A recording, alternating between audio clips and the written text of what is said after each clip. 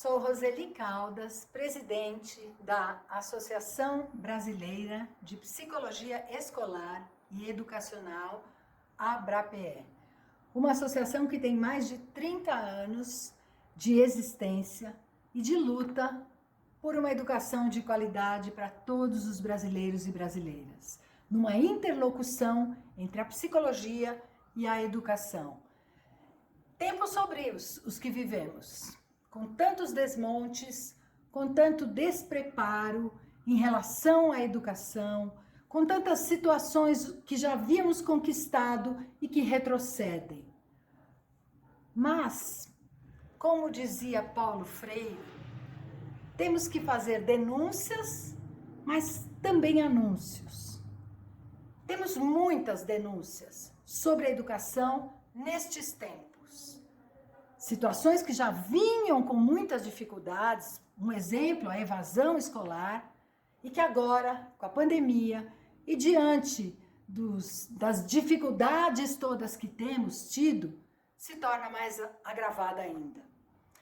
Entretanto, temos anúncios. E um grande anúncio é a possibilidade da inserção de psicólogos e assistentes sociais na rede pública de educação.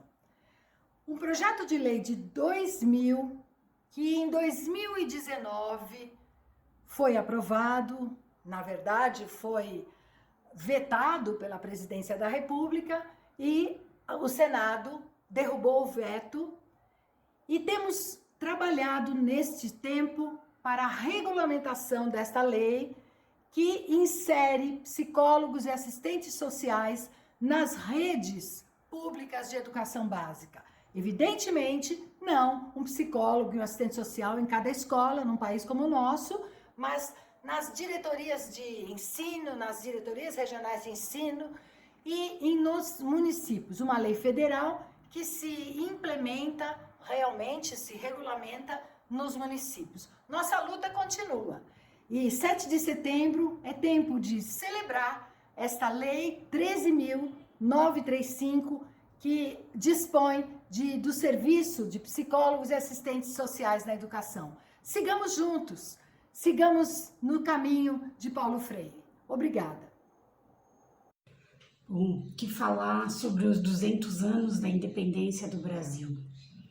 A SBPC e a ABRE me colocaram a seguinte questão: o Brasil é um país soberano ou independente? Ou o que falta para tanto? Diria que a partir de uma perspectiva de que no capitalismo, sistema internacional, a partir de uma estrutura de divisão entre estados imperialistas, estados dominantes e estados dependentes, você tem uma questão aí, ao pensar a dependência, de refletir sobre o quanto os interesses estrangeiros, né, a presença do capital externo no seio da formação social brasileira mitiga a própria soberania. A soberania aqui entendida na capacidade do Estado, né, em ter autonomia para gerir a sua própria política, para controlar o seu próprio território, né, para pensar a partir dos próprios interesses nacionais. Então, desse ponto de vista, não, o Brasil não é um país soberano, não completou, né, o seu processo de independência, né? E isso tem muito a ver com como se deu o próprio processo de independência, né? Então, a formação de um Estado monárquico, escravocrata, né, com dificuldade ou com aquele que não realizou a ruptura com os interesses estrangeiros. Naquele momento com Portugal, depois também com a Inglaterra, e aí no momento da República, né, é que a gente tem o processo de início da subordinação do Brasil em relação aos Estados Unidos. Então essas passagens, né, que vão conformando a formação do Estado brasileiro, elas não foram feitas com uma ruptura com os interesses estrangeiros. Aqueles que vão permanecendo e se aliando de outras formas com os interesses locais, com as burguesias locais, né, especialmente a partir de 1889. Acho que esse é um processo importante de se colocar. que a ciência pode contribuir para isso, né? Acho que primeiro é pensar isso. Qualquer processo, né, de ruptura ou processo que leve mesmo à constituição de um projeto nacional e soberano, ele tem que passar pela própria universidade, pelo próprio conhecimento, que ele seja feito de maneira autônoma, né?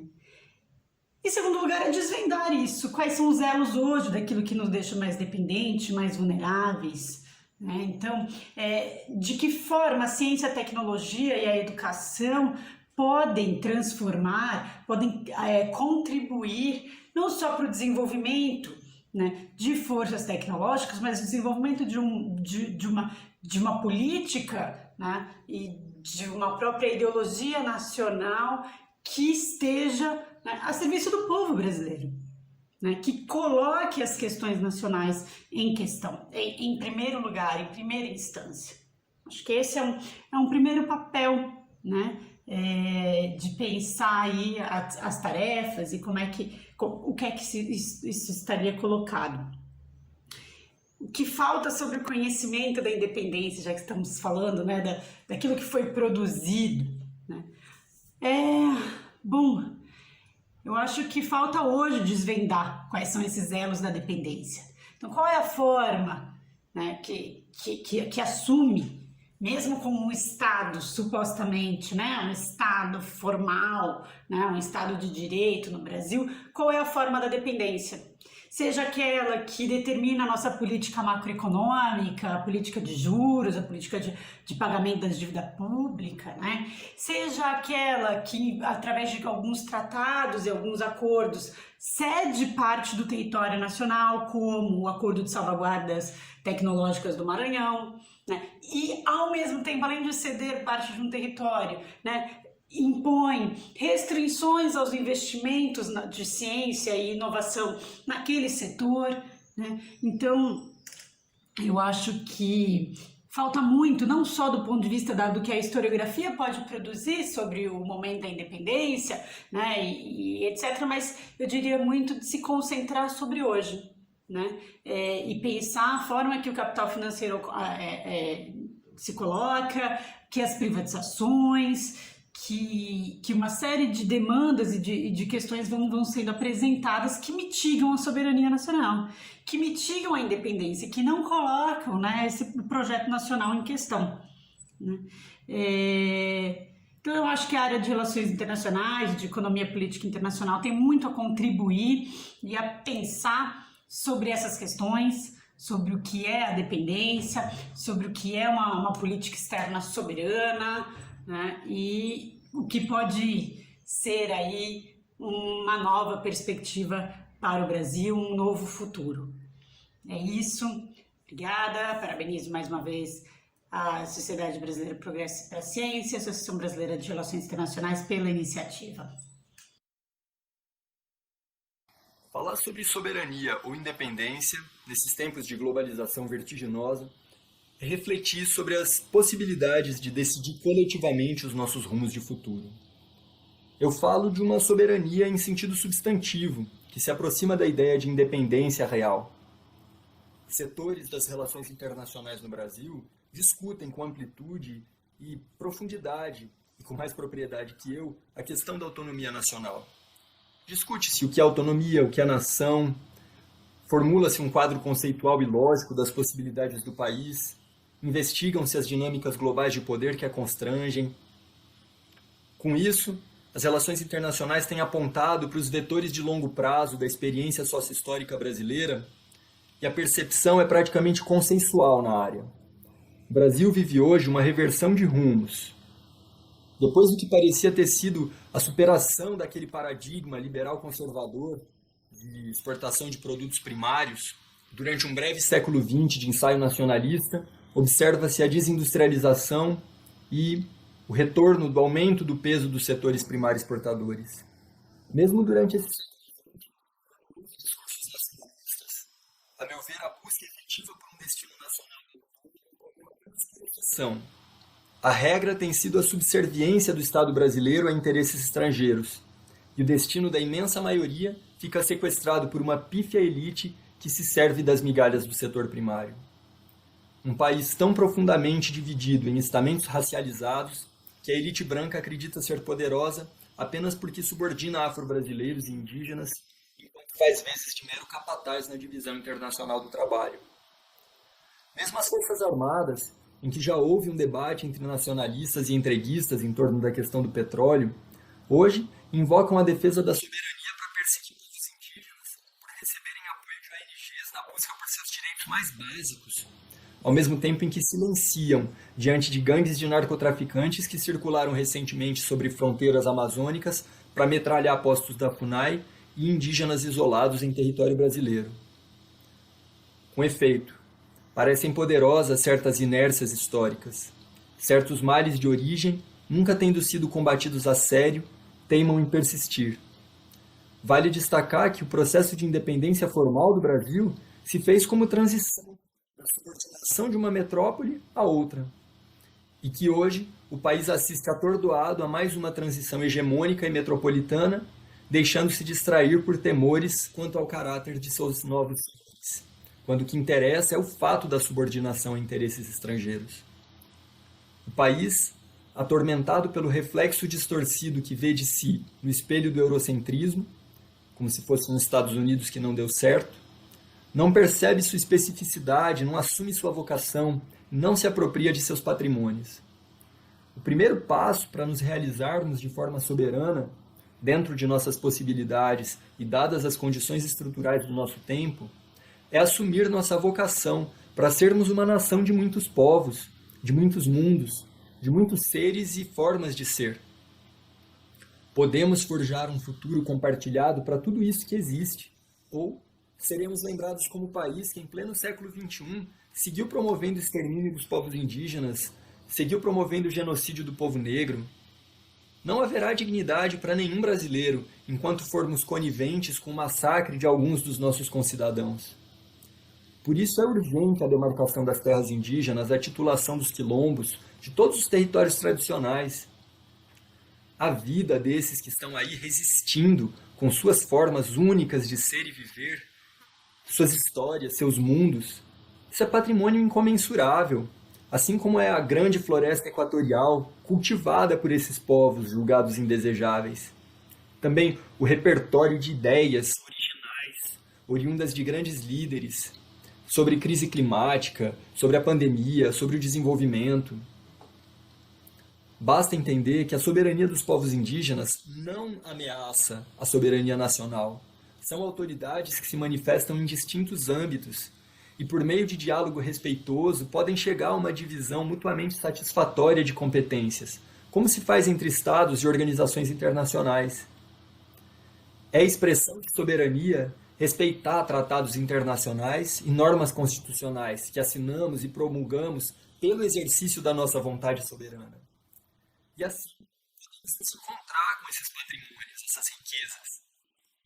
Muitas recentes contribuições das relações internacionais no Brasil, a despeito do canto da sereia da ciência social norte-americana, têm sido no sentido de desvelar nossa identidade latino-americana, periférica, popular, e de apontar as contradições dessa inserção internacional subalterna. Muito ainda precisa ser feito para descolonizar o pensamento social brasileiro e divulgar amplamente esses conhecimentos. Um projeto nacional de educação nos corpos de nossas comunidades. Para concluir, não é um cinismo anacrônico que tem a mas sim a percepção de que o país que temos está longe do país que queremos. Olá, sou Giovana Lunardi, presidenta da Amped, e é com muita honra que estou aqui para levar nossa saudação a todos os envolvidos nessa iniciativa da virada do bicentenário que estamos comemorando hoje. Nunca foi tão necessário discutirmos e disputarmos narrativas em torno do Brasil que queremos construir, do Brasil que queremos reconstruir a partir de todos os ataques que estamos vivendo. Especialmente a área da educação é uma das áreas prioritárias se quisermos um país cada vez mais civilizado, mais independente, com mais direitos humanos e com qualidade de vida. A educação que já contribuiu muito na história desse país para a gente chegar onde a gente chegou hoje. E precisamos ainda fazer muito mais. Nós partimos de um momento da história do país em que a educação pública ela era restrita a alguns, passamos por um momento de universalização e hoje o próprio sentido da educação escolarizada tem sido questionados por grupos de extrema direita, por grupos que defendem um outro modelo de país que não o que nós gostaríamos de ver despontando nesses 200 anos, né, que estamos comemorando hoje. Então, é com muita honra que eu estou aqui para fazer essa saudação em nome da ANPED, desejando que todos os diálogos, interlocuções que nós iremos estabelecer e construir nessas 24 horas possam contribuir significativamente para apontar para uma narrativa que todos nós estamos precisando. Muito obrigada. Olá, gente. Estamos aqui para falar de um tema importante, que é o tema da independência do Brasil, e também a relação que esse tema guarda com a questão não menos importante, e que também atravessa a nossa história, que é a questão do racismo. Primeiramente, eu gostaria de tecer algumas considerações sobre o que seria independência. Bom, independência é um conceito que demanda uma relação. Em outras palavras, independência não é algo que acontece do ponto de vista individual ou do ponto de vista de apenas um grupo ou uma cultura. Independência é uma propriedade relacional que relaciona dependentes e independentes. Daí o Brasil usar essa expressão, independência, para se referir ao momento que ele sai da tutela do governo português. Independência nesse contexto, portanto, significa dizer que há uma autonomia de uma cultura ou de um povo em relação à tutela de um outro povo, de uma outra cultura. Nesse contexto, nós podemos perguntar em que medida o Brasil de fato é independente, ou melhor dizendo, que Brasis são independentes. Porque uma vez que acabou a tutela do governo português sobre o Brasil, isso não significou, contudo, que acabou qualquer forma de independência que existia no nosso país do ponto de vista de sua organização interna.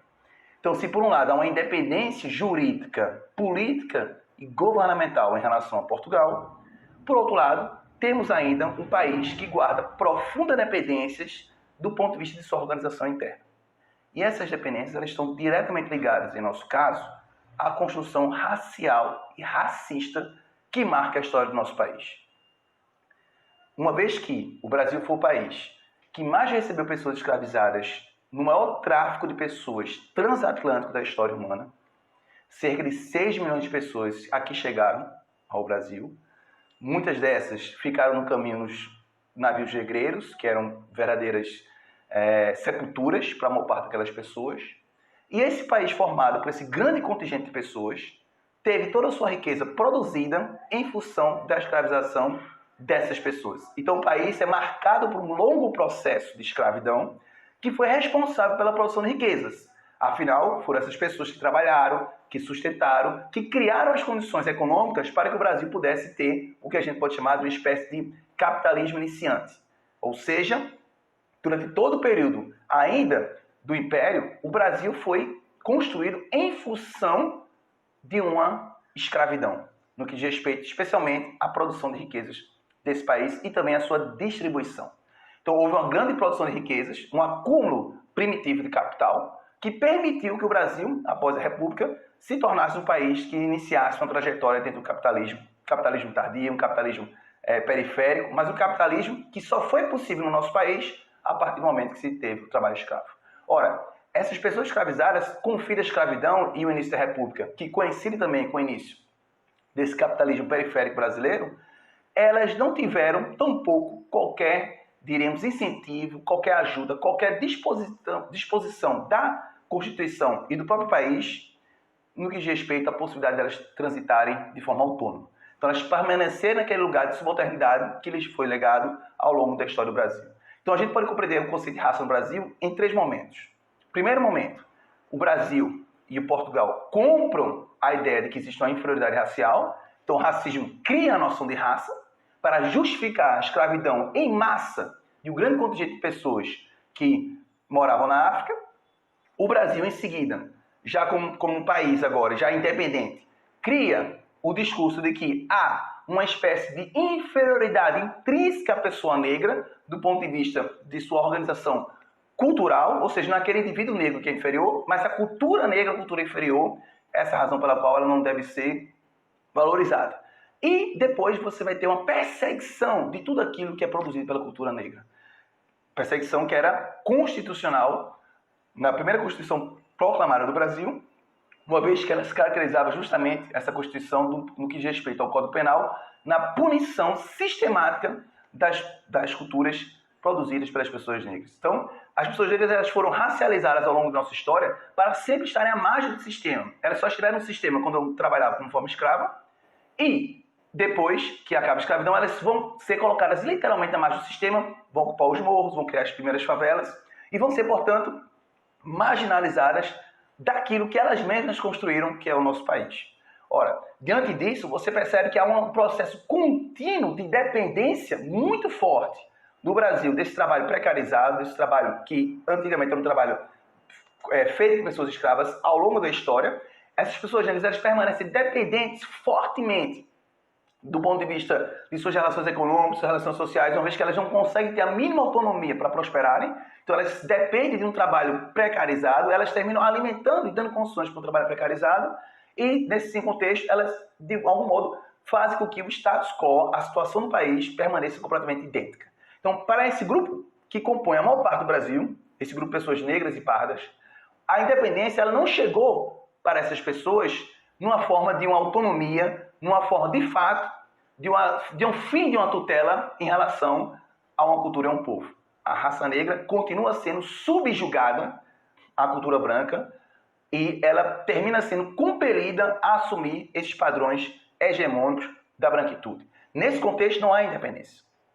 O Brasil, para ser independente, ele precisa, de fato, promover aquilo que era uma promessa, mas que nunca retratou a história do nosso país na sua radicalidade. A saber, a democracia racial. Então, o nosso país ele tem a oportunidade de promover, tomar como horizonte uma democracia racial. Mas, para tanto, é necessário que haja uma democratização dos meios de produção, dos meios materiais e da riqueza que sempre foi produzida pela cultura negra. Independência só pode existir quando não houver nenhuma cultura, nenhum povo mais dependente. É isso. Olá a todos e todas e todes. Eu sou Roseli Fígaro, estou presidenta da Associação Nacional de Programas de Pós-Graduação em Comunicação, a Compós. Estamos honrados em participar dessa iniciativa da comunidade científica brasileira, da SBPC e do Fórum das Humanidades, da virada pela independência, da virada para discutir as independências. Como as pesquisas em comunicação podem contribuir ou contribuem para essa discussão e para essa reflexão. Não sou historiadora, mas podemos pensar como a comunicação, o jornalismo, o jornal esteve e está ligada à nossa tradição de formação do nosso Estado Nacional. Né? Lembremos que somente em 1808 chega ao Brasil, temos autorização da família real para instalar aqui a imprensa. Né? E nesse processo todo do século XIX foi muito importante o jornal, o jornalismo, a imprensa, a literatura abolicionista, na formação de uma opinião, não é, que pudesse, então, levar um avanço para a nossa sociedade, deixando de lado, pelo menos, uma parte desse resquício bárbaro que foram mais de 350 anos de escravidão no Brasil. A imprensa e a comunicação também teve papel importante na consolidação do que é este Brasil enquanto um Estado nacional durante todo o século XX. Pensemos na importância da reformulação no jornalismo, na inovação do jornalismo, em meados do século XX, com o Diário Carioca, com o Jornal do Brasil e, sobretudo, com o Última Hora, de Samuel Weiner, não é? Também temos que lembrar como a imprensa e como o jornalismo foi utilizado também de forma autoritária para não só manter poder constituído, no caso da monarquia, no período da monarquia, mas também no século XX, o papel do DIP, não é? Do período autoritário do governo Getúlio Vargas, como um departamento de Estado que impunha, então, a censura, não é? O limite à liberdade de expressão, à liberdade de imprensa. Nós também temos que registrar o fantástico avanço das comunicações no país durante a segunda metade do século XX, o papel do rádio, não é? Também na constituição de uma cultura, de um imaginário nacional, não é? Para constituir, então, o que é este país, o que é o povo desse país, não é? Na sua música, na sua fala, na sua imagem. A televisão vai jogar um papel também importante nisso. Embora tenha sido uma iniciativa do setor privado, né? A partir de Assis Chateaubriand, que sem dúvida teve um papel importante, né? E também durante a segunda metade do século XX, a questão do broadcasting ser monopolizado em várias controvérsias e problemas políticos, tanto o projeto Time Life quanto a política de segurança nacional da ditadura, não é? Garantindo um monopólio de um único discurso sendo enunciado e circulado por todo o Brasil, nós, sem dúvida, temos um avanço muito importante na constituição de um imaginário nacional por meio dos meios de comunicação. Essas mediações todas da cultura, das culturas populares, da oralidade, elas estão presentes nos meios de comunicação, no fazer desses profissionais. E hoje, sobretudo, eu quero registrar a nossa tristeza em ver os ataques que o jornalismo, a imprensa, a comunicação sofre, não é? Por parte de um governo, embora eleito, um governo que não representa, vamos dizer, essa aspiração de um Estado nacional, democrático, popular, avançado, em que defenda a ciência, que se baseie na ciência, na cultura, na escolaridade, nos direitos do seu povo. Então, fica aqui o nosso registro que temos muito a lutar pela nossa independência. Eu sou Silvia Velasquez, presidente da Sociedade Brasileira de Biociências Nucleares, e agradeço o convite para participar deste importante evento. Quero cumprimentar a nova diretoria da SBPC e desejar pleno sucesso. Quero também desejar um feliz aniversário a todos nós brasileiros. Em relação ao tema que foi proposto, eu vou particularizar com a nossa experiência na área nuclear. É evidente que é uma pequena parcela do todo que nós vamos construir juntos neste dia. A energia nuclear envolve riscos e também envolve benefícios. Não é desejável que se tenha um maniqueísmo, no sentido de que ou ela é toda boa ou toda má, o que depende da ética do seu uso. E a ética do seu uso repousa sobre um conhecimento racional, baseado em física, biologia, química e matemática, mas envolve também o respeito à segurança e o respeito às opções que uma sociedade faz.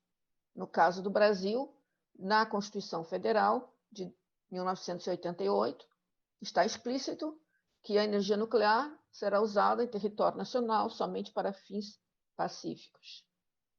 Para garantir isso, existe uma estrutura de segurança e de controle.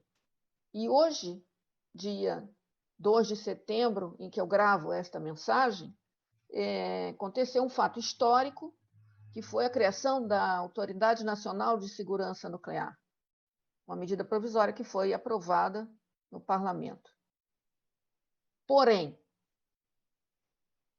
é importante que também as autoridades, também os parlamentares, não utilizem o maniqueísmo do tudo ou nada para as suas decisões. Há muita dificuldade para se explicar porque a percepção de risco não está ligada diretamente a uma racionalidade. A percepção do risco também envolve fatores emocionais e envolve também o desconhecimento, ou talvez uma certa tendenciosidade. Então, todos esses aspectos precisam ser respeitados. Às vezes, nós encontramos cientistas bem preparados que têm posições antagônicas, mas sabem explicar muito bem suas posições.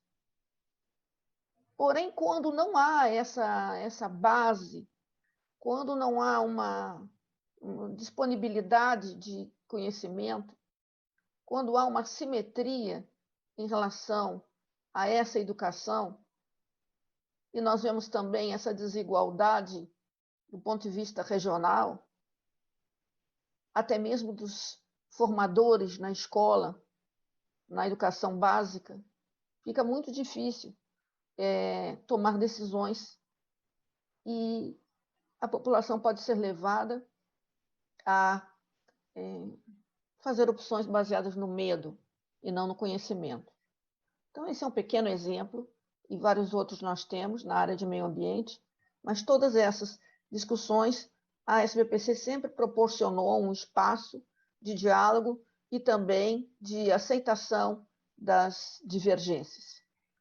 Então, com isso, eu encerro e desejo novamente um feliz aniversário a todos nós nesta virada da independência. Muito obrigada pela oportunidade. Sou Raimundo Macedo, presidente da Sociedade Brasileira de Computação, a SBC. Pela transversalidade que representa no desenvolvimento de uma nação, nos diversos setores, que inclui a indústria, o comércio, a cultura, as artes e a educação e a própria ciência, o Brasil não pode prescindir do domínio da computação e de suas tecnologias. Nosso país possui ótima base de formação de pessoas nessa área, em nível de graduação e pós-graduação, com produção significativa de conhecimentos e de tecnologias. No entanto, apesar dos avanços, ainda consumimos mais que produzimos tecnologias da informação e comunicação e sofremos de grande déficit na balança comercial do setor. De outro lado, vivemos uma intensificação crescente da utilização dessas tecnologias nos processos sociais, econômicos e de governança em todo o planeta. É, portanto, fundamental que o Brasil acompanhe e contribua com o desenvolvimento da computação em pé de igualdade com as demais nações, preservando dessa forma sua soberania na capacidade de gerar tecnologias em áreas estratégicas para o nosso desenvolvimento, com garantias de direitos individuais e coletivos, com respeito à diversidade, à dignidade humana e à preservação ambiental. A Sociedade Brasileira de Computação, ciente de seu papel, promove dezenas de eventos científicos todos os anos, nas várias áreas da computação, constrói e discute diretrizes curriculares em sintonia com os avanços da área, promove escolas regionais de computação em todo o território nacional, além de disponibilizar a biblioteca digital aberta de acesso livre para análise de conferências, periódicos científicos, revistas, livros e outras iniciativas. Para não comprometer seu futuro, é preciso que o país invista mais na educação, na ciência, tecnologia e ecossistemas de inovação na área de computação. Nos colocamos à disposição da SBPC e das sociedades científicas irmãs para ajudarmos nesse processo de desenvolvimento do nosso país com soberania e justiça social. Bem, é uma satisfação muito grande para a Sociedade Brasileira de Entomologia se juntar às outras sociedades científicas, né, afiliadas à SBPC, nos preparativos para a comemoração, né, dos 200 anos da independência do Brasil, que vai ocorrer no ano que vem. Então, a gente, né, gostaria de deixar esse depoimento aqui em resposta a uma das provocações, né, colocadas pela SBPC, no sentido de que, né, como, né, que a área que a gente representa como sociedade, né, dentro da ciência, ela pode ter contribuído, né, e contribui para a soberania e também a independência do Brasil, né? A gente, né, representando aqui a Sociedade Brasileira de Entomologia, a gente pode dizer com muita tranquilidade, né, que a entomologia como ciência, né, ela realmente permitiu uma soberania, né, e uma independência nossa como ciência, né? A gente tem um histórico aí grande de desenvolvimento da entomologia no país, né? Ele ocorreu aí há mais de 100 anos. Uma coisa característica, né, que aconteceu foi que o desenvolvimento se deu pelas duas linhas principais desde o início, né, tanto a áreas de importância econômica, principalmente, né, médica, né, com vetores de doença, e a parte também, né, de importância agrícola, né, de insetos pragas, né, atacando as nossas principais culturas, e isso levou, né, à consolidação de vários grupos, né, de pesquisa no país, né, e que nos últimos 100 anos, né, nos permitiu contribuir, né, com essa independência, né? Isso pode ser dito de maneira bem tranquila, né, em relação ao que representa hoje a entomologia no país. A gente tem, né, grupos consolidados de pesquisa, esses grupos, né, são derivados da formação de milhares de doutores, mestres, né, que obtiveram seus títulos, né, nessas áreas, trabalhando com insetos. E hoje, né, estão espalhados pelo país como um todo,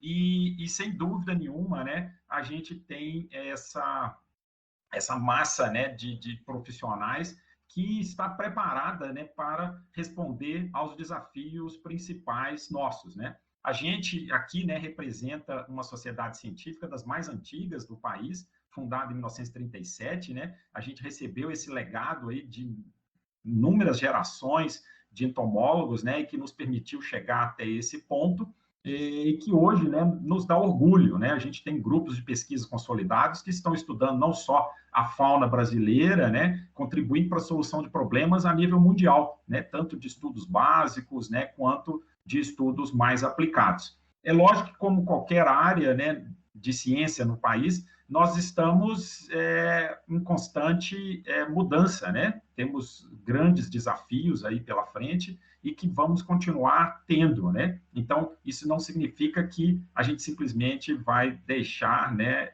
e achar que estamos, né, com tudo consolidado. Temos ainda, né, alguns desafios, né, e principalmente considerando os tempos atuais. Importante dizer também, nessa linha que comenta o professor Gabriel, que, né, embora reconhecida internacionalmente pelo renome dos seus pesquisadores, pela qualidade dos seus produtos científicos, né, tanto nas áreas básicas quanto aplicadas, a entomologia brasileira ela não está imune às ameaças recentes que se apresentam à ciência e à educação no país, né? Quando a gente fala de ameaças recentes, principalmente os seguidos cortes nos orçamentos das agências científicas, a falta de investimentos em setores fundamentais da educação no país, a desvalorização em diversas instâncias, né, do papel e da imagem de cientistas e professores hoje no Brasil. Isso tudo tem contribuído para a desmotivação de pesquisadores e, especialmente, de jovens estudantes, né, que almejam seguir aí a carreira científica, e a entomologia não é uma exceção nesse sentido. Nesse cenário, não surpreende a queda recente, uma queda considerável, significativa no número de novos candidatos em processos aí de seleção, em programas de pós-graduação, tanto em entomologia quanto em outras áreas, no Brasil todo, assim como também uma fuga, né, massiva de jovens doutores, que a gente chama aí de fuga de cérebros, né, que tem buscado oportunidades melhores em outros países, né? E, infelizmente, acabam não convertendo aí o investimento aplicado neles, o conhecimento acumulado por eles na entomologia, na ciência do país de maneira geral. E o impacto dessas ações, né, na entomologia, dessa desvalorização, dessa falta de recursos, tem como consequência a interrupção de todo o esforço de décadas, né, dessa área tão importante na ciência brasileira, e que trouxe, né, a entomologia para esse patamar de excelência internacional que ocupa hoje, né, a entomologia brasileira. E considerando a comprovada importância ecológica, econômica, né, médico-sanitária dos insetos, a descontinuidade desse tipo de pesquisa no Brasil em entomologia e da formação, né, de novos entomólogos num país que se destaca por sua produção agrícola e por sua incomparável biodiversidade, né, representa um grande retrocesso e põe em risco justamente a soberania nacional, né? É necessário, então, uma mudança imediata nas políticas governamentais de investimento à ciência, ensino, tecnologia, para que a entomologia e todas as demais áreas da ciência no Brasil continue sendo berço, né, de nomes importantes, de nomes de destaque na ciência internacional e gerem os frutos esperados de um país verdadeiramente independente, né? Nesse sentido, investir em pesquisa e em educação é investir na soberania do país. E, para isso, não falta potencial, nem na entomologia, nem em outras áreas que nós temos aqui na ciência brasileira. Obrigado. Olá, sou Ana Maria César Pompeu, presidente da Sociedade Brasileira de Estudos Clássicos, SBEC, no biênio 2020-2021. A diretoria da SBEC decidiu participar da virada da independência realizada pela SBPC, que inicia as discussões e comemorações dos 200 anos da independência, respondendo à pergunta: em que os estudos clássicos podem contribuir para a soberania e independência nacional? Nós responderemos divulgando o 23º Congresso da Sociedade Brasileira de Estudos Clássicos, com o tema Mentira e Verdade no Mundo Antigo e na Atualidade, que se realizará em setembro de 2021, pela primeira vez em formato virtual. Devido ao prolongamento do caos sanitário no país, nosso tradicional encontro bienal, planejado para ocorrer na Universidade Federal do Ceará, em Fortaleza, precisou ser adaptado às novas circunstâncias. Nesta edição do evento, teremos apenas sessões de comunicações e mesas redondas, de 13 às 17 horas, entre os dias 20 e 24 de setembro. Em meio à pandemia da Covid-19 e ao pandemônio governamental, nada mais oportuno do que falarmos sobre mentira e verdade. A situação dramática que vivemos deve-se, em boa parte, à circulação contínua de notícias falsas que fomentam o negacionismo da ciência e fragilizem ainda mais nosso tempo. Mescladas às verdadeiras, as notícias falsas representada pelos poetas latinos como uma gigantesca deusa de inúmeras bocas e orelhas, provida de largas asas, que se classificava numerosos. Aliás, um número quase infinito de olhos. Nossos convidados e participantes do 23º Congresso da SBEC, pesquisadores renomados do Brasil e de outros países da América Latina e da Europa, discutiram a temática geral do evento, Mentira e Verdade no Mundo Antigo e na Atualidade, e mesas com assuntos instigantes relacionados à temática geral, democracia.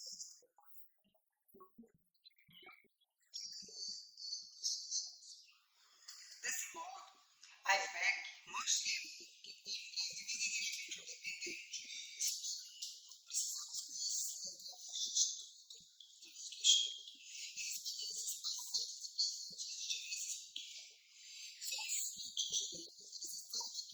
política, social e econômica.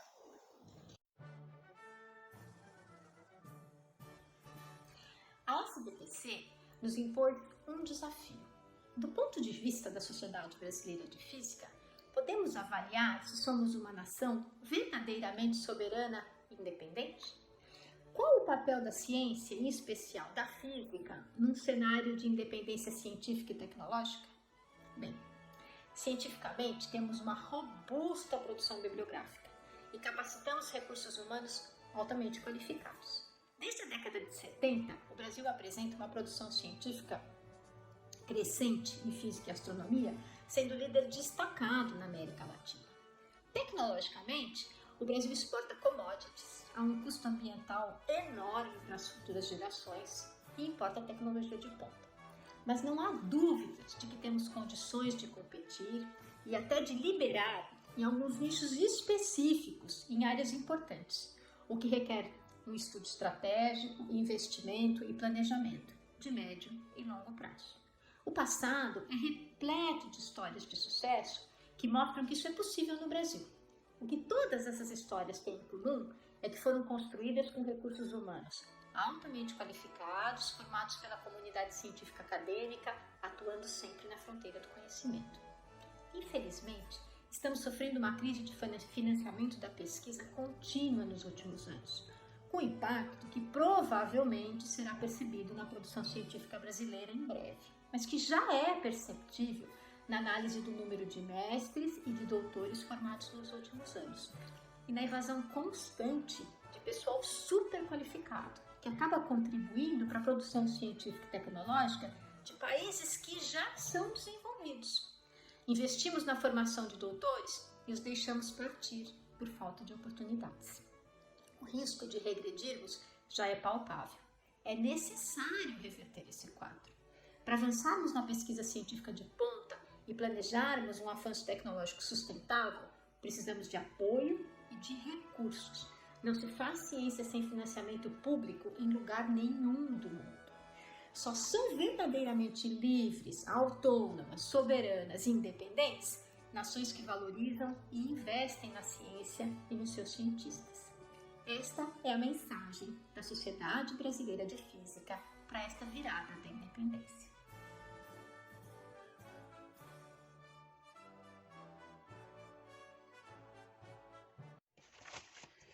Nesses 199 anos de independência, temos pouco a celebrar.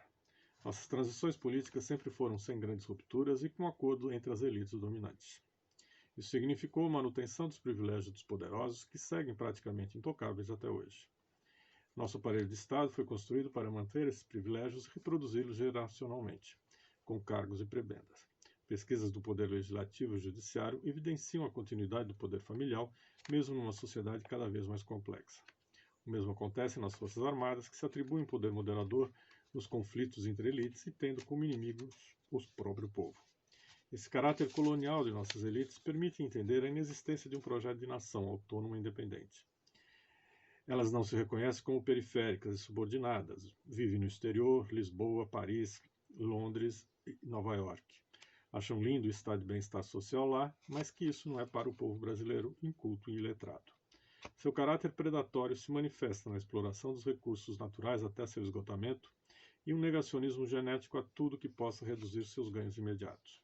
O Estado existe para servi-la, o bem-estar público é secundário, o que se evidencia na pouca prioridade e investimentos que recebe a educação, a saúde, a ciência, a cultura, as políticas sociais. O serviço público é para pobre, logo quando existe é precário. Para quem pode pagar serviços privados de qualidade duvidosa e com luxo ostentatório. Quem não pode é porque não tem interesse, não é empreendedor o suficiente para sair da pobreza. Os investimentos estatais em infraestrutura atendem a um anacrônico modelo agrário exportador. Estamos perdendo o nosso parque industrial e voltando a exportar matérias-primas e importar produtos industrializados. A lógica governamental se mantém na socialização dos prejuízos e privatização dos lucros. Discurso esse travestido de moderno e liberal. Em 2 séculos de independência formal, tivemos hiatos democráticos, com propostas emancipatórias e esboços de projetos de país, mas foram abortados pelo reacionarismo inato dessa mesma elite, com seus capatazes no Estado, fardados ou não, que comemoram a subordinação a países estrangeiros como se fossem ganhos civilizacionais, como se participássemos efetivamente da comunidade ocidental. Somos um país de negros, mestiços e indígenas, com uma das maiores desigualdades sociais do mundo, mas que se vê como branco europeu, e que vê essa maioria como inimigo a ser reprimido e controlado. Mantém sua população em situação de pobreza e miséria, insegurança alimentar, a velha e tradicional fome, mas comemorando a exportação de commodities do agronegócio, esgotando nossas riquezas naturais, ignorando o aquecimento global. A sociologia brasileira, com quase 90 anos de institucionalização no país, por desvendar as estruturas sociais, políticas, econômicas e culturais que mantêm nossa dependência e subordinação, sempre foi vista com desconfiança. Não apenas a sociologia, mas as ciências humanas e sociais em geral, e por que não dizer a ciência e o conhecimento como um todo. O conhecimento incomoda porque faz pensar e desmonta esquemas mentais mantidos e reproduzidos pelas instituições públicas e civis, que têm essa reprodução ideológica como objetivo, como forma de manter o status quo. Desde a década de 1950, a sociologia se destaca nos estudos não de nossa independência, mas da nossa dependência, subdesenvolvimento e dos processos de modernização da nossa sociedade e suas mazelas, o que continua nas análises da nossa inserção periférica ao capitalismo globalizado, sempre com verbas de pesquisas mínimas, aliviadas em parte nas últimas décadas. No contexto atual, mais uma vez, as universidades públicas, locus da produção científica nacional, são penalizadas por produzirem conhecimentos independentes dos poderosos de plantão. Não existe verbas para pesquisa. Como disse Darcy Ribeiro, a nossa eterna crise da educação não é uma crise, mas um projeto. No momento em que, em todo o mundo, o conhecimento se impõe como força produtiva fundamental, em que enfrentamos uma pandemia global, o governo brasileiro opta por um negacionismo tacanho, subordinado e dependente, privando a maior parte da sua população ao acesso ao mínimo necessário para a sobrevivência. Insensível a 560 mil mortos pela Covid-19, às mortes pela miséria, às mortes pela violência. Afinal, os pobres são a maioria dos mortos, e segundo palavras do presidente, todo mundo vai morrer mesmo. O que falta para termos soberania e independência nacional? Transformar a sociedade. O conhecimento é um passo importante nesse processo.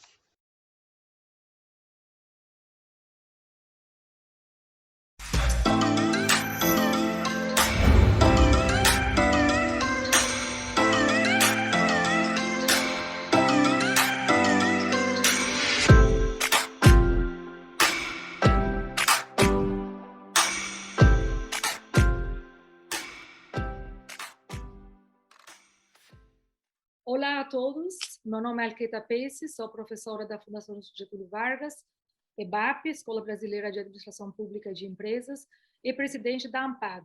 A AMPAD é a Associação Brasileira de Programas de Pós-Graduação em Administração, é uma associação que agrega mais de 100 programas, quase 3 mil pesquisadores nacionais e internacionais, que estudam organizações da esfera pública, privada, sem fins lucrativos, assim como as complexas relações organizacionais dos indivíduos que trabalham nessas organizações com a sociedade aonde se inserem.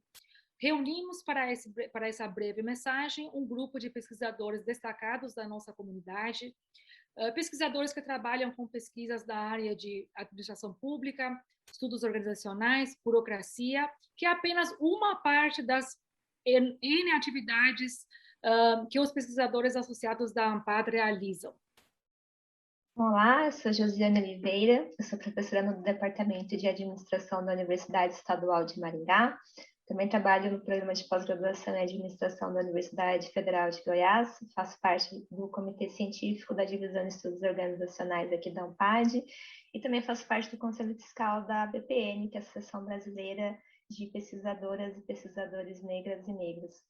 Bom, dentro dessa temática da independência, né, se a gente for pegar o marco histórico do que se chamou de independência no Brasil em 1822, a gente tem que pensar que esse processo ele se constituiu sem o processo de abolição da escravatura negra no país. O que isso reflete, né? Que todos esses movimentos de construção do Estado brasileiro, ele passou por processos que ele foi constituído a partir da expropriação e da exploração da população negra, da população indígena no Brasil. Então, pensar um Estado independente, sem dúvida alguma, perpassa essa discussão de que maneiras e de que formas que a gente pode pensar políticas e práticas que vão restituir, né, esse processo de dignidade, desse reconhecimento dessas populações, como populações constituintes do povo brasileiro, da sociedade brasileira, e populações que, sem dúvida alguma, têm direito a políticas e práticas de restituição do seu lugar na sociedade. E a área da administração tem muito a contribuir para isso acontecer, para isso ser efetivado, né? Nós temos que pensar que as organizações e o Estado brasileiro, ele tem adotado nos últimos anos modelos de gestão que não efetivamente fazem esse processo de restituição, né? Que não tem como prioridade da sua constituição as demandas das populações, uma construção participativa, uma construção coletiva, uma construção que efetivamente garanta a participação desses grupos na constituição do Estado brasileiro. Então, sem dúvida alguma, um caminho que a gente precisa efetivamente construir é o caminho da participação popular. É o caminho da restituição e do entendimento de que a população negra, a população indígena, a população árabe, todas as populações, elas têm o seu direito de participação e de tomada de decisão na constituição dessas políticas e dessas práticas. Sem esse entendimento e sem a constituição dessas políticas e dessas práticas que sejam participativas, que sejam efetivamente coletivas, dificilmente a gente vai garantir efetivamente a construção de um Estado que ele seja voltado para a sociedade brasileira, que ele atenda as demandas da sociedade brasileira e, consequentemente, seja um Estado independente, seja um Estado que reflita efetivamente o que a sociedade brasileira pensa sobre si, o que a sociedade brasileira tem a contribuir, né, para a constituição de uma sociedade mais igualitária e mais justa. Então, a gente, enquanto área de administração, sem dúvida alguma, a gente pode contribuir pensando nesses modelos de gestão, essas práticas de gestão que garantam a participação coletiva e a construção coletiva também de organizações do Estado que vão efetivar essas políticas de restrição da dignidade e da construção de outro caminho que a gente tem que construir, sem dúvida alguma, para o Estado brasileiro. Obrigada. Olá, eu sou Rafael Cadipani, eu sou professor titular da Fundação Getúlio Vargas de São Paulo, da área de estudos organizacionais, eu também sou bolsista produtividade e pesquisa do CNPq. Eu acredito que tudo que foi colocado aqui, tudo que os meus colegas e minhas colegas estão ponderando, dão a necessidade urgente da gente transformar nossas organizações. O mundo enfrenta problemas graves com relação à sua questão ambiental. O Brasil enfrenta problemas graves, não só o Brasil, mas o mundo todo, com relação à inclusão. O Brasil tem uma dívida histórica com uma série de ações históricas que foram desastrosas para grupos vulneráveis e que seguem vulneráveis até hoje. E que essa mudança, que é uma mudança social importante, ela também vai acontecer quando a gente mudar as nossas organizações públicas, as nossas organizações privadas. A gente precisa que a agenda de inclusão não seja apenas um nome bonito que se utiliza para aparecer em relatório de diversidade ou em relatório de sustentabilidade de empresa. A gente precisa que aquilo que é dito vire a verdade e vire a realidade das empresas. A gente precisa começar a pensar no cuidado do ser humano e ter uma gestão que leve em consideração também o cuidado com o ser humano. O lucro tem que abrir mão de uma gestão que seja uma gestão que melhore e que atue o mundo à sua volta. As transformações que a gente precisa que sejam feitas para que a gente possa pagar a dívida histórica que a gente tem, essa construção nefasta que a gente tem na sociedade brasileira, com uma exclusão que é realmente pornográfica, até se a gente for poder dizer em um exagero, precisa ser feita também pela mudança da nossa gestão, pela cabeça dos nossos gestores, pela cabeça das pessoas que estão conduzindo nossas empresas e pela função e como funcionam e deixam de funcionar nossas organizações. Muito obrigado. Então, como destacaram os nossos pesquisadores, o grande desafio que enfrenta o Estado e a sociedade brasileira é exatamente o desafio da inclusão. As marcantes desigualdades socioeconômicas, raciais e gênero que permeiam as organizações brasileiras, na esfera pública ou privada, ameaçam a legitimidade do Estado e a soberania nacional. Nossas pesquisas indicam que exatamente o resgate da legitimidade do papel do Estado permeia pelo desafio da inclusão. Olá, eu sou Gabriela Lota, professora de Administração Pública da Fundação Getúlio Vargas e professora visitante de Oxford. E eu vim aqui conversar um pouco sobre como as ciências brasileiras podem contribuir com o processo de soberania e independência nacional. Um dos aspectos fundamentais para garantir a soberania nacional é fortalecer a administração pública brasileira. Nós precisamos de um Estado que seja forte, que tenha a capacidade de entregar serviços públicos de qualidade, de gerar inclusão social e reduzir desigualdades. Mas também precisamos de um Estado que seja transparente, que seja responsivo aos interesses da população e que opere em um regime republicano e democrático. E a ciência nacional tem muito a contribuir com o fortalecimento de um Estado democrático de direito. A ciência brasileira, especialmente as ciências sociais, tem se dedicado a compreender o Estado brasileiro, o seu funcionamento e quais são os seus desafios. Nós temos buscado, enquanto cientistas, compreender como funciona a burocracia estatal e as suas instituições e como ela pode ser melhorada. E temos buscado compreender também quais são os mecanismos da relação entre o Estado e a sociedade e como aprimorá-los para fortalecer a democracia.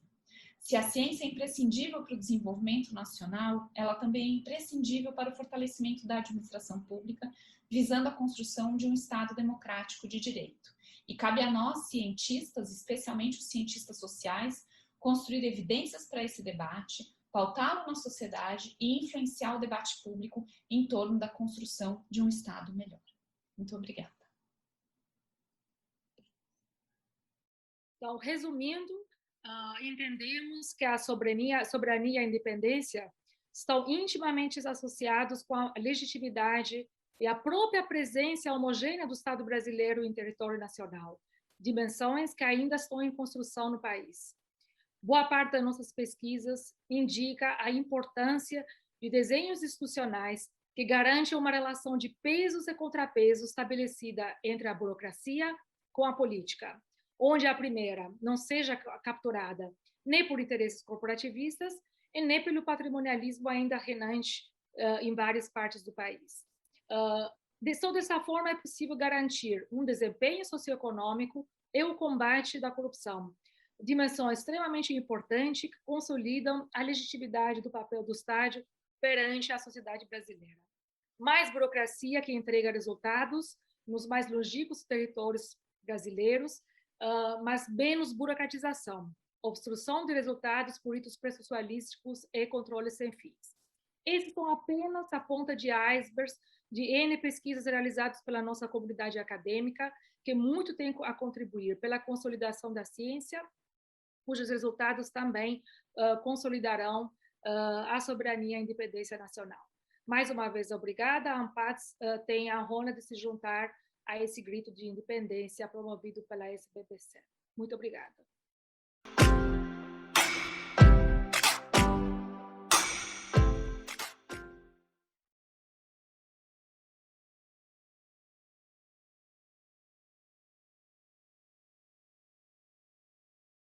Villa-Lobos sempre esteve conectado com a alma tradicional e a alma folclórica brasileira. E não só conectado, como ele incorporou isso no início, desde o início da sua carreira musical até o final da sua vida, se tornando um dos mais célebres compositores de todos os tempos e levando a música brasileira ao grande pico internacional.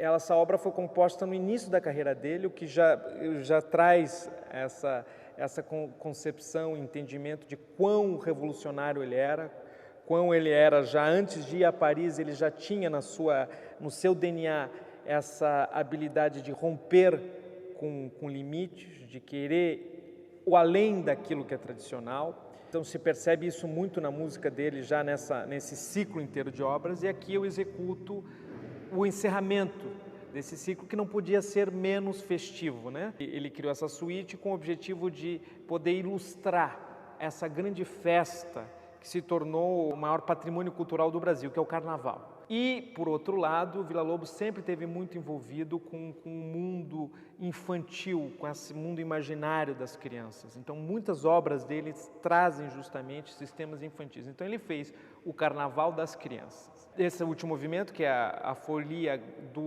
grande folia do bloco infantil, justamente é um encerramento de muita festa, de muita alegria. E é interessante perceber que nessa obra ele já aborda muito pontualmente o ritmo, essas modificações rítmicas, essa utilização dessa identidade rítmica brasileira vindo da cultura africana, mas ele reutiliza isso dentro dessa composição de maneira muito criativa. Ele mistura os diferentes tipos de ritmos. Então é como se você estivesse numa passarela de samba, realmente. Essa obra tem uma importância para mim, porque esse último movimento, eu acho que dentro dessas curiosidades e idiosincrasias que Villa-Lobos tinha, ele compôs a suíte inteira de 8 peças, ele compôs das 8, 7 ele compôs para piano solo.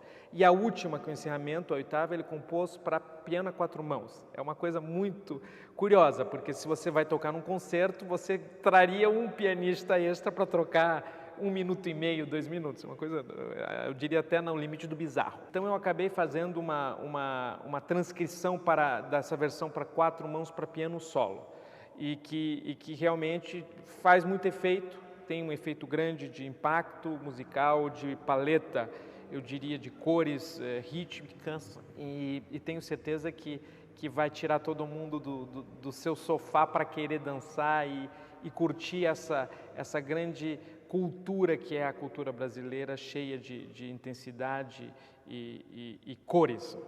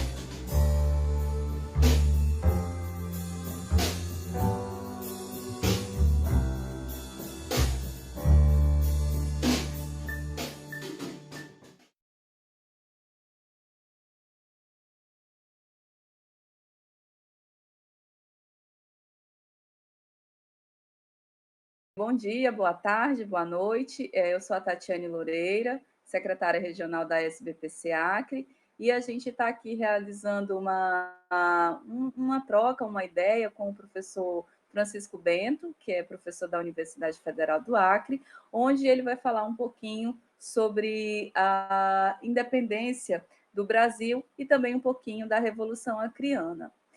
O professor Francisco, ele é graduado em Ciências Sociais, com bacharelado em Ciência Política pela Universidade Federal do Acre, mestrado em História, Universidade Federal de Pernambuco, doutorado em História pela Universidade Federal do Paraná, e atualmente ele é professor associado 1 do Centro de Filosofia e Ciências Humanas pela Universidade Federal do Acre. Então, professor, eu agradeço extremamente a sua disponibilidade em estar aqui participando com a gente desse evento que a SBPC a gente está chamando de Virada da Independência, que também se inicia as discussões e comemorações em relação ao bicentenário da independência, que se dará no ano que vem. Então, a gente, né, enquanto representante da SBPC, agradece imensamente, fica muito feliz com a sua disponibilidade em participar aqui desse evento. Então, professor, como a gente sabe que a independência se deu no ano de 1822 e a Revolução Acreana no ano de 1906, eu queria saber, né, se a independência, como é que foi aqui no Acre, na nossa região, como é que foi essa Revolução Acreana, o que a marcou e o que o senhor acredita ser que merece ser salientado, tendo em vista que nos livros de história, né, que a gente estuda, sempre é aquela visão romântica, heróica, de um povo que luta pela sua libertação. Então, eu queria saber, qual que é a sua visão? É realmente dessa forma que se dá o processo da Revolução Acreana? Bem, bom dia, boa tarde, boa noite também. Eu vou usar aqui esses cumprimentos, porque depois quem for assistir, dependendo do horário, vai se identificar com um dos 3 cumprimentos. Né? Exato. Eu gostaria também de agradecer o convite, né, participar e contribuir com essas questões que giram em torno de uma historiografia tanto local do Acre, quanto pensar também nesse processo mais amplo, né, de articular as questões locais com as questões de ordem nacional, né, da história do Brasil. E o Acre, em particular, ele é muito, de certa maneira, no final do 19 para o 20, impactado por uma série de questões que envolvem, né, disputas territoriais, identidades, né, nacionais que estão também colocadas nesse jogo. Além, claro, do que geralmente é invisibilizado nessas narrativas, a questão das populações indígenas, já que há uma narrativa hegemônica construída, né, de que o território era vazio, de que não tinha ninguém. Né? Então, tanto do lado boliviano quanto brasileiro e peruano, porque também é uma disputa de fronteiras com o Peru, na parte mais, né, para o Juruá, Purus, né, de que o território era vazio, mas o território não era vazio. Mas esse é um discurso clássico, né, do próprio processo colonial, começado lá no século XVI, de ir incorporando essas terras chamadas de descobertas por eles como territórios vazios, sem ninguém. Mas, de fato, tinha. Mas isso é um discurso ideologicamente poderoso, porque isso passa, né, a ideia, né, quando ele é posto esse discurso, de que você pode ocupar porque é um território de ninguém. E o Acre, de certa maneira, ele é visto como um território, um espaço geográfico, ainda no século XIX, como vazio, não descoberto, né, sem proprietário.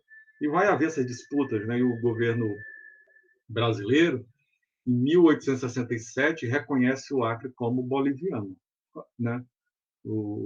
Então, há um tratado chamado de Ayacucho, de 1867, em que o Brasil reconhece essa parte, não todo o território que nós conhecemos hoje, porque havia também a parte requerida pelo Peru. Mas vamos ficar mais com essa parte do chamado Vale do Acre, onde está situado hoje Rio Branco, Porto Acre, Chapuri e Brasileia. Né?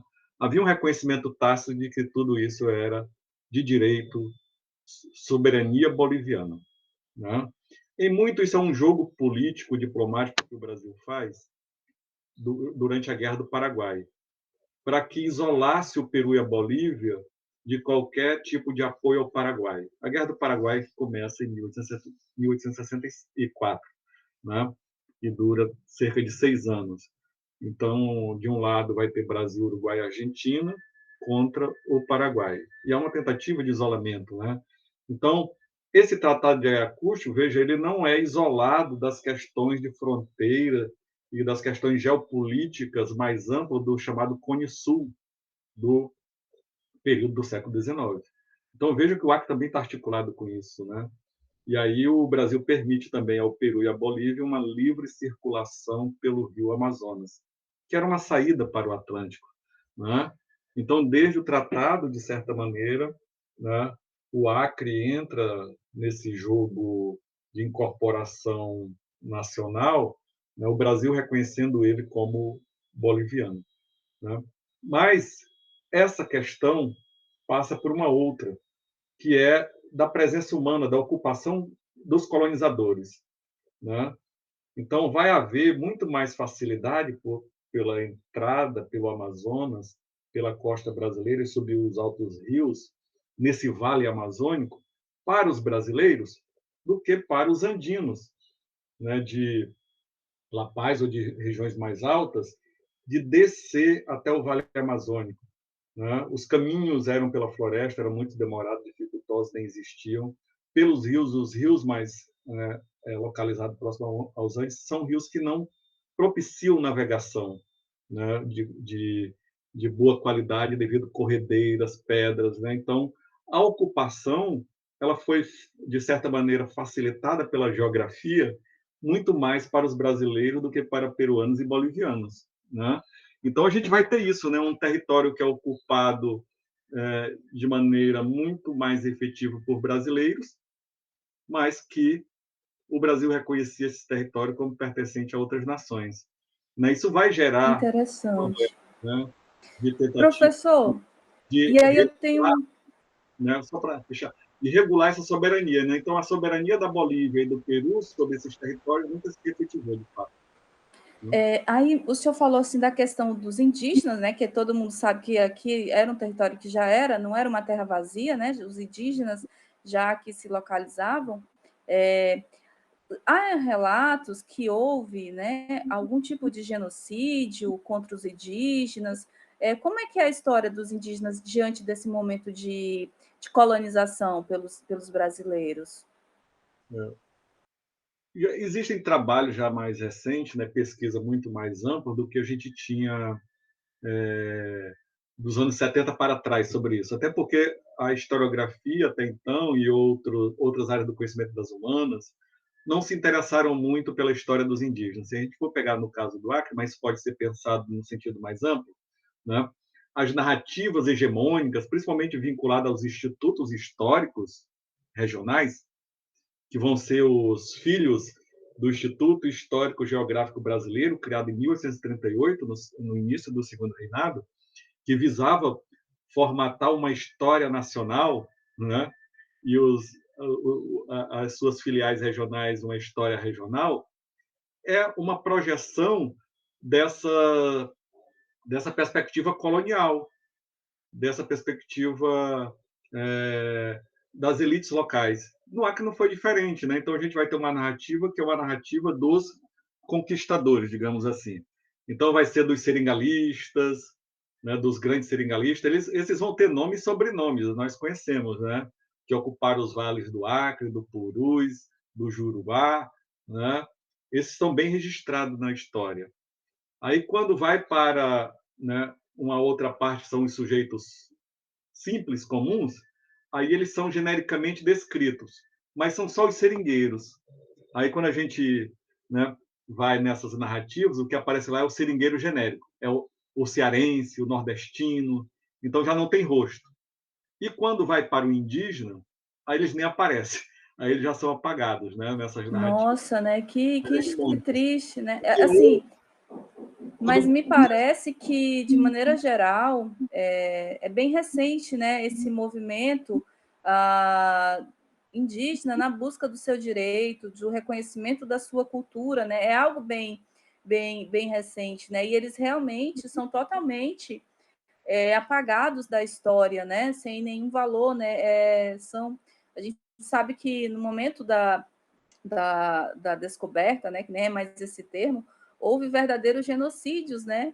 O que me faz pensar que muito provavelmente o mesmo se deu aqui, né? Porque essa visão do homem branco com o indígena é sempre de exploração, né? Se eu estiver errado, o senhor me corrija. De exploração e de oposição. Então, quais são os estereótipos já bastante consolidados sobre os indígenas, de uma maneira geral, em particular no Acre, isso é bem claro? De que eles atrapalham o progresso, de que eles não são civilizados, de que eles são bárbaros, né? São preguiçosos. A gente cresce ouvindo isso, né? E, portanto, não se adequam a um projeto de civilização. Então, o que vai acontecer? Ou eles são excluídos, vou usar aqui a expressão do Euclides da Cunha, né? São colocados à margem da história, fora dela, né? Ou eles são descritos de maneira subordinada, quando interessa, para dizer que determinadas etnias eram amigos dos colonizadores. Então, a gente vai ter aqui no Acre, né, algumas narrativas que dizem os Poionauas, lá do Juruá, eram amigos do coronel Mâncio Lima Cordeiro. Né, os indígenas lá da região de Sena Madureira eram amigos do coronel, né, tal, tal e tal. Então, aqueles que, de certa maneira, vão se passar por um processo de aculturamento, de subordinação, né, de trabalhar, né, dentro dessa lógica de exploração que o seringueiro passava, dentro dos empreendimentos seringalistas, esses vão aparecer como sendo semi-civilizados ou que contribuem para esse processo de progresso. E está em voga naquele período e muito uma ideologia, que é a ideologia positivista, né, que no Brasil tem força no meio militar, por exemplo, né, do Exército, e vai dizer o seguinte: é necessário civilizar, catequizar esses indígenas. E o Acre, né, ele vai ter os primeiros prefeitos do Acre, a partir de 1904, eles são todos militares. Então, a gente vai ter, né, Cândido Mariano, lá em Sena Madureira, a gente vai ter o Taumaturgo de Azevedo, em Cruzeiro do Sul, a gente vai ter Rafael da Cunha Matos, aqui, né, em Rio Branco. Então, são militares do Exército Brasileiro designados para administrar os chamados departamentos acreanos. E, como são militares, eles é muito imbuído dentro dessa ideia positivista, né? E, em relação aos indígenas, eles imaginavam, entendiam que os indígenas deveriam passar por um processo de catequização. Que para não é poder se socializar, né? Catequização no sentido religioso, passava também por incorporação, né, desses indígenas, principalmente mulheres e crianças, já que os adultos geralmente eram mortos e dizimados, né? Num processo de aculturação que passava por batismo com nomes cristãos, né? Uso de roupas, passava pelo processo do aprendizado da língua portuguesa e o apagamento da língua, né, nativa. O que, infelizmente, né, professor? Um complexo que leva, né, a muitos indígenas, ao longo de décadas, não se identificarem como indígenas. E só recentemente há todo um processo, principalmente a partir da Constituição de 1988, de ressignificação. Acho que eu vou de novo, eu não sei se... Não, mas eu consegui compreender a questão dos indígenas, o que, na verdade, é algo que se repete por todo o território nacional, né? Mas, professor, dando continuidade aqui, então, super interessante a gente ter essa visão do que aconteceu com os povos indígenas, porque, como o senhor falou, eles estão à margem da história, né? Nos livros oficiais, quase nem se fala, né? Recentemente eu comprei um livro, ainda não li, o Brasil antes de Cabral, que fala como que eram as populações indígenas, né? Que já tinham sim uma certa cultura, né? Não eram povos bárbaros como são pintados no livros, né? Mas um outro aspecto que eu queria que o senhor abordasse aqui é quais foram os reais motivos que levaram a Revolução Acreana, né? Porque como a gente vê nos livros de história, é sempre aquele movimento, né, em prol da independência, com lutas, movimentos românticos, né? Mas foi assim mesmo? Quais eram os motivos que realmente estavam por trás e que levaram esse processo da Revolução Acreana? Tentando simplificar isso, né? Sim, que é algo complexo, né? Eu vou começar pelo termo, né? O termo Revolução Acreana, que é um termo que nós, brasileiros do Acre, digamos, adotamos, né? Então, hoje ele é de uso corrente aqui. Mas você vai em Cobija e pode ir em alguma livraria, né, comprar livro didático lá, e se você abrir esses livros didáticos da história da Bolívia, quando eles remetem a esse conflito, eles não chamam Revolução Acreana, eles chamam Guerra do Acre. Então, vejam que, né, até uma questão aí interessante, né, de que nome se dá a esse evento, né, que é um evento de múltiplos significados, evidentemente, e de interesses por trás que levaram a esses conflitos entre brasileiros e bolivianos. E aí eu não vou nem falar da questão peruana, né? E quando você diz Guerra do Acre, isso é interessante, né? Pode-se fazer um paralelo com Guerra do Paraguai, né? O termo Guerra do Paraguai é um termo que é usado no Brasil. Os historiadores do Paraguai, da Argentina, que participou da Tríplice Aliança, e do Uruguai, não vão usar esse termo. Esse foi um termo cunhado pelo Dom Pedro, para dizer que o Paraguai é que foi o agressor. Então, a guerra é do Paraguai. O mesmo se aplica nesse sentido aí, uma preposição, quando se fala guerra do Acre, quando os bolivianos falam guerra do Acre. O que eles estão dizendo? Aí tem uma carga, né, política e até ideológica. Foram os brasileiros que começaram, não fomos nós. A guerra é deles. Eles começaram uma guerra, né?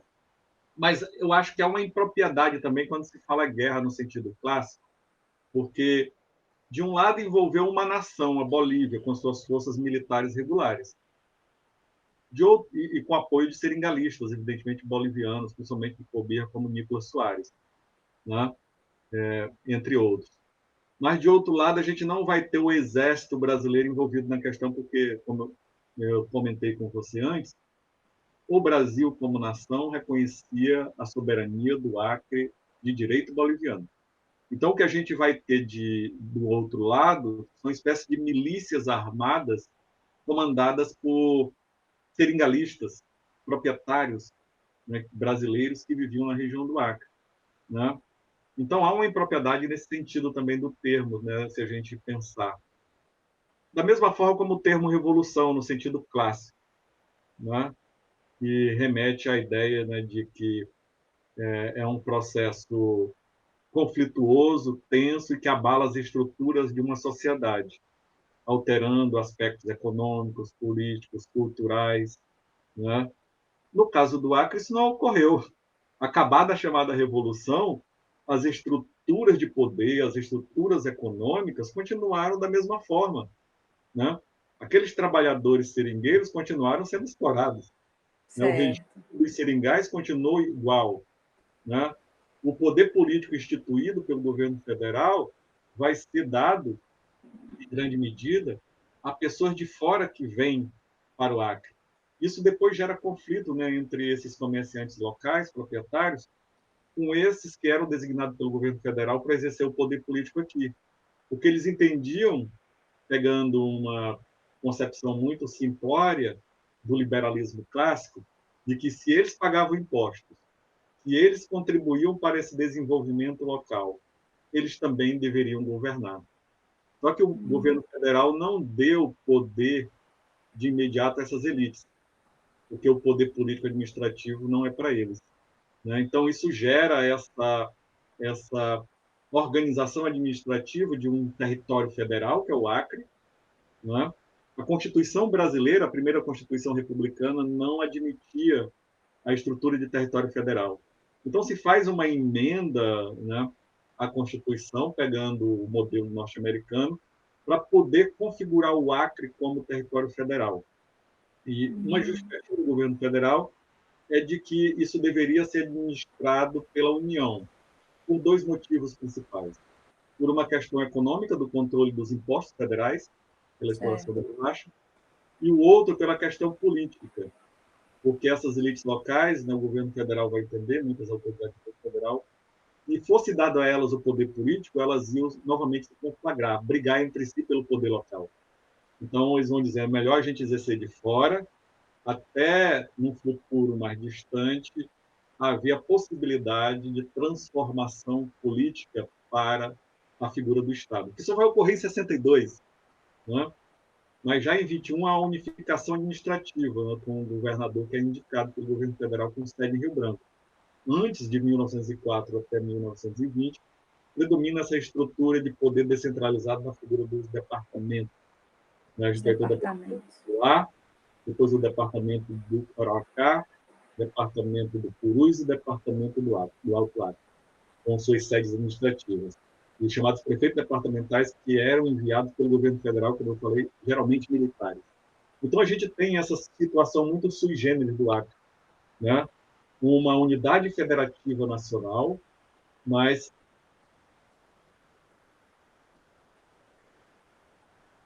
é o mesmo status que tinha as outras unidades da federação. Então, muitos aqui, nessas primeiras décadas do século XX, vão se ver como menores dentro da própria unidade federativa. Então, os acreanos... Sentimento de inferiorização. Verdade. Comparado, né, digamos assim, fazendo uma correlação com a independência, que muitos brasileiros... o termo não é muito apropriado, tá? Muitos brasileiros, vou usar esse termo, qualquer coisa eu explico ele, né? Que muitos brasileiros, lá em 1821, 22, se sentiam na possibilidade, né, da família real retornar a Portugal e o Brasil voltar a ser colônia. Então, nós vamos ficar inferiorizados diante do Império Português. Ninguém queria independência, se sentia parte do Império Português. Assim como o contrário existia desde a partida da família real em 1808. Os portugueses que ficaram em Portugal vão se sentir menores dentro da própria estrutura do Império Português.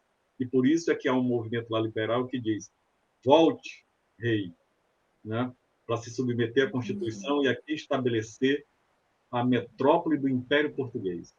Né? Certo. Acre, professor, e uma outra dúvida, uma outra questão ainda relacionada à Revolução Acreana, como é que se dava a relação entre seringalistas e seringueiros? Existia uma relação de exploração? Essa relação de exploração, ela se dá pela própria estrutura, né, dessa empresa seringalista. Né?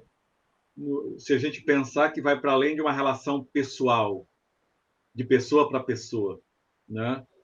O próprio sistema, de certa maneira, né, ele implicava nessas relações de exploração, e relações que eram extremamente hierarquizadas, né?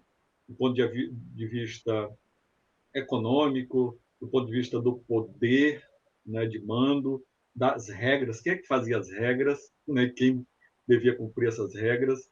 Então, há uma relação muito ampla de subordinação, que não vincula somente a questão estrito sensu da força de trabalho, né, e das relações estritamente, digamos, comerciais. Né? Isso, de certa maneira, envolvia todo esse cotidiano das atividades do próprio seringueiro. Né?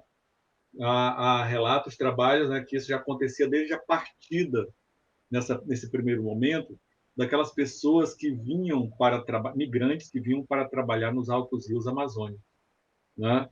Ou seja, desde o momento em que ele partia, né, a passagem já era debitada na conta dele. Sim. Né? O que ele comia, né, durante a viagem já era colocado na conta dele. Então, antes mesmo de ele começar a trabalhar, ele já devia muito. Já vinha endividado, né? Já chegava aqui endividado. Ele está sempre realizando um trabalho, como vai dizer o Euclides da Cunha, que não tem fim.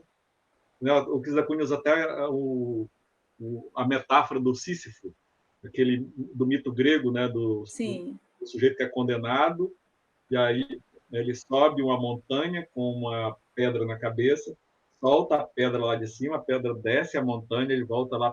Então, né, o resto da vida é esse trabalho. Né? Então, o seringueiro, ele é um sujeito que ele vai estar sempre procurando, né, abater um saldo devedor que nunca acabava. Né? São poucos registros daqueles que conseguiam ter saldo. E ter saldo redundava em trabalhar de maneira muito desgastante, né? Se dedicar, né, muito a esse trabalho, que era um trabalho que não era nada fácil. De uma maneira exploratória, né? Podemos dizer assim. De pouca valorização do produto, né? A partir do momento que ele entregava a borracha no barracão, aquilo era estabelecido um preço. Mas essa borracha já saía dali com outro preço, que era o lucro do seringalista ou do patrão. Quando chegava em Manaus ou Belém, já tinha um outro preço nas casas aviadoras. E quando era exportado para a Europa, um outro preço. Né? Então, o lucro ia ficando sempre nessa cadeia mais acima, e não embaixo. Embaixo não tinha lucro. Nossa. Né? E nós que somos... de tentar minorar a dívida e ir sobrevivendo. Nossa. E nós que somos acrianos, né? Todos meus avós ambos vieram, né? Minha avó veio do Ceará, meus avós maternos, e contam essa mesma história de exploração, né? É muito comum as doenças amazônicas tropicais, a malária, a leishmaniose. Era uma vida bem, bem sofrida, né? Não que no Nordeste, né, na época que eles vieram, era um momento bastante conflituoso, de seca também, de extrema pobreza, né? E vinham para cá na busca de uma vida mais amena, né? A história dos nordestinos. Muitas dessas pessoas não migraram porque quiseram, né, de uma escolha, digamos, livre. Foi uma escolha, muitas vezes, dolorida. E parecia não haver outra saída para aquilo. Ou enfrentava a seca ou a exploração na Amazônia, nas florestas, né? Havia também toda uma narrativa já bem posta, né, de que na Amazônia tinha muita água, abundante. Esse trabalho nos seringais era um trabalho fácil. Mas isso é um discurso, evidentemente, falso. Mas isso levou muitas pessoas a acreditarem, né? Sim. Até mesmo na Segunda Guerra Mundial, né, com o chamado Tratado do Brasil com os Estados Unidos, onde muitos vão migrar do Nordeste para a Amazônia, o governo federal contrata um pintor suíço chamado Chaboz, e ele vai fazer cartazes para serem distribuídos no Nordeste para incentivar as pessoas a vir para a Amazônia cortar seringa. E é interessante que nesses cartazes, é fácil encontrar na internet, né, colocando o nome dele, ele vende essa imagem da facilidade. Então, da riqueza. A riqueza. Então, a gente vê, né, um seringueiro com um balde colocado na seringueira e caindo moedas de ouro dentro do balde. A gente vê uma outra pintura dele, que é um seringueiro trabalhando ao redor de casa, várias seringueiras ao redor da barraca, ele ali na sombra, né, tirando seringa, a mulher estendendo a roupa na casa próxima, as crianças brincando, né? Então é toda uma imagem idílica. Um paraíso, né? Falsa, né? De uma espécie de paraíso mesmo. E essa imagem, ela atravessou desde o século XIX até boa parte do século XX. Né? Professor, devido aqui já ao adiantar do tempo, eu vou encerrar aqui a gravação. Gostaria muito de continuar aqui com as nossas discussões, mas a gente tem um tempo delimitado e a gente já está estourando esse tempo. Então, eu queria aqui agradecer imensamente a sua contribuição, a sua disponibilidade em participar, em fazer essa troca de conhecimento. É sempre bom ouvir aqueles que sabem mais do que a gente, né? Há muitos anos que eu não estudo nada sobre a história do Acre, né? E foi uma maravilha trocar, né? Eu agradeço imensamente, então, a sua contribuição, a sua participação. Eu acho que foi É sempre bom, né, a gente saber, porque eu sempre acho assim, que aquele povo, quem não sabe de onde veio, não sabe para onde vai. Eu acho história, eu sou professora de biologia, né? E algumas áreas são essenciais, né? Fora da minha área. História, para mim, é essencial, física e química, né? Porque para mim, todas as áreas do conhecimento, elas se conversam e se convergem, tudo está conectado, né? Então, quando você vê essa questão do racismo, quando você vê essa questão do genocídio com o indígena, entra numa área da biologia que é a eugenia, né? Que é quando uma raça se considera superior com as demais. Então, eu queria agradecer imensamente a sua participação, Gostaria de continuar essa discussão, mas ano que vem a gente vai ter vários eventos em alusão ao bicentenário da independência e seria uma alegria muito grande poder contar com a sua contribuição para a gente continuar esse tipo de discussão, tá bom? Tá bom, eu que agradeço, Tatiane. Estou sempre aqui agora disposto a estabelecer essas conversas, que eu acho muito interessante. E, de fato, essa separação, né, entre as áreas do conhecimento é uma questão que hoje já não tem mais sentido, né? Não. Embora lá no século XIX, né, com o estabelecimento das áreas, principalmente nas academias, houve essa busca, né, de criar as caixinhas dos conhecimentos separados. Mas Hoje em hoje dia não a faz. história tem uma área da história que eu gosto muito, inclusive eu trabalho com a disciplina aqui na universidade, que é a História, Cultura e Natureza, onde a gente dialoga muito com a questão da biologia, né? Essa questão também ligada à agronomia, né? Então, né, é muito interessante, né, esse tipo de debate, essa discussão. Eu vou mandar para você o meu livro mais recente, o PDF, Maravilha! do meu pós-doc, onde algumas discussões que eu aqui apresentei, eu trabalho, tá, nesse livro. Aguardo. Um abraço. Um abraço, obrigado.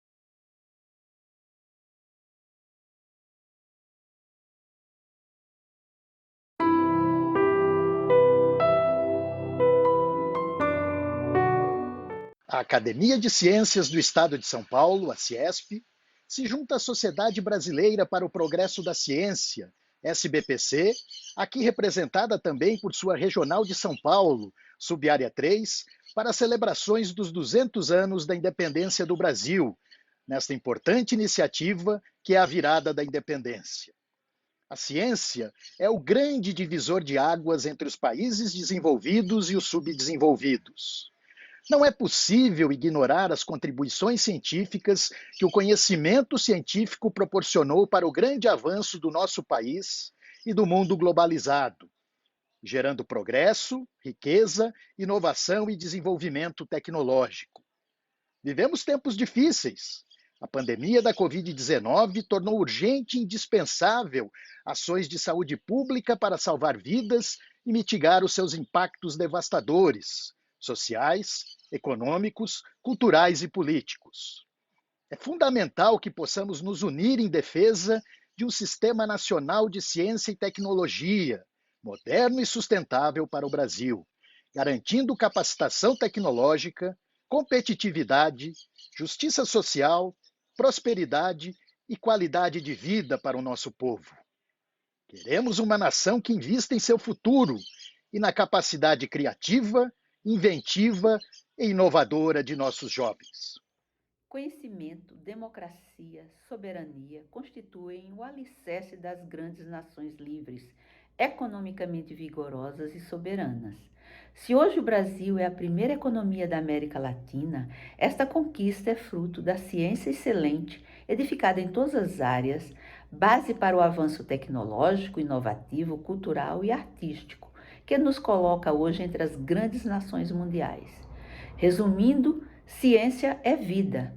tão bem eternizada numa frase clássica do filósofo Sócrates: a vida sem ciência é uma espécie de morte. A Academia de Ciências do Estado de São Paulo se junta à SBPC nessa, digamos assim, comemoração e uma discussão sobre o que é independência do nosso país. Nosso país vai ser independente quando a gente respeitar a ciência, quando a gente estruturar políticas públicas baseadas em ciência e, principalmente, conseguir dirigir esse país focando nos interesses da população em geral.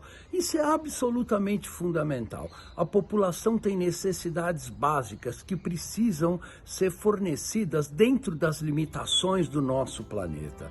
Então, a população não quer ver a destruição dos recursos naturais do nosso Brasil em benefício de muito poucas pessoas. Nós temos que ter a exploração dos recursos naturais de uma maneira sustentável em benefício de toda a população. Então, a Academia de Ciências do Estado de São Paulo se junta nesse esforço para tornar a ciência cada vez mais acessível para a população em geral, focando nos pontos principais da sustentabilidade do nosso planeta e do atendimento às necessidades básicas da nossa população. Então, vamos todos juntos, a Ciesp, SBPC, trabalharmos por um Brasil melhor.